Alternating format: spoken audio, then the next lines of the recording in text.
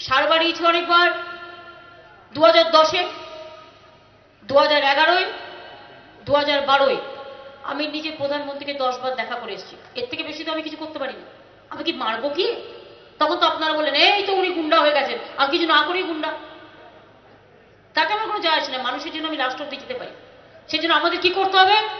আমাদের নিজেদের সারের ইন্ডাস্ট্রি তৈরি করতে হবে। এতে 3-4 বছর টাইম লাগবে। কালকে আমি মিটিংয়ে দাঁড়িয়ে বললাম, আমি কি বলেছিলাম? আমি বললাম প্রধানমন্ত্রীর সাথে আমি 7-8 বার দেখা করেছি আমাদের ফাইন্যান্সিয়াল পজিশন নিয়ে। তো আমি তাকে গণতান্ত্রিক পদ্ধতিতে দেখা করে কথা বলতে পারি, আমি তো মারতে পারি না রে ভাই। এটা হোয়াট ইজ রং? আমি তো মারার কথা বলিনি। আপনারা যারা মিথ্যে কথা বলে সংবাদ পরিবেশন করছেন কেউ কেউ, তাদের উদ্দেশ্যে বলি ল্যাঙ্গুয়েজটা দেখে নিন। অর্ধেক ল্যাঙ্গুয়েজ দেবেন না। আমি ভাত আর আমি ভাত খাই, এই দুটোর মধ্যে নিশ্চয়ই তফাৎ আছে।